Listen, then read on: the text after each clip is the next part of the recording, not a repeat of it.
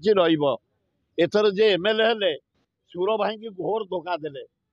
ସୁର ଭାଇଙ୍କ ସାଥିରେ ହାତ ମିଳେଇଲେ, କହିଲେ ଆମେ ଏକ ହେଇକି ଲଢିବା, ତମେ ଭୋଟ ମତେ ଦିଅ, ମୋ ଭୋଟ ତକ ନେଲା, ନିମକ ହାରାମଗିରି କଲା। ଭଗବାନ ସେ କଥା ବୁଝିବେ। ଏକାଠି ହେଲୁ ଆମେ, ଡବଲ ଶଙ୍ଖ।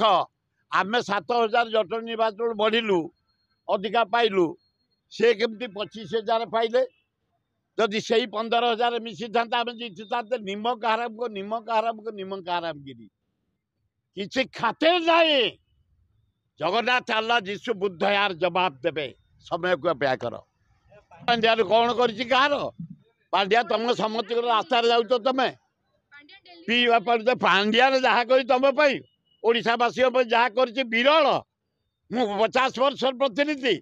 ଓଡ଼ିଶା ମାନଚିତ୍ର ବଦଳିଛି। ରାସ୍ତା ଘାଟ, ପିଇବା ପାଣି, ସ୍କୁଲ ଘର, କଲେଜ ଘର, ଡାକ୍ତରଖାନା।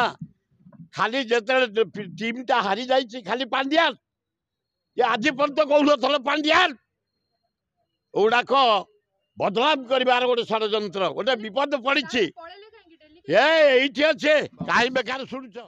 ତାପରେ ନବୀନ ପଟ୍ଟନାୟକ 25 ବର୍ଷରେ ମାନଚିତ୍ର ବଦଳି ଦେଲେ। ଓଡ଼ିଶାର ସ୍କୁଲ, ଶିଳ୍ପ, ରାସ୍ତା, ପିଇବା ପାଣି, କଲେଜ, 10ଟା medical college, hospital, Kalinga stadium, bus stand, ସବୁ ଜିଲ୍ଲା ହେଡକ୍ୱାର୍ଟରରେ ବିଲ୍ଡିଂ, ବସ୍ ଷ୍ଟାଣ୍ଡ, ଏତେ କାମ ହେଇଛି ଯାହାକି ନବୀନ ପଟ୍ଟନାୟକ ମଧ୍ୟ 4 ଜଣ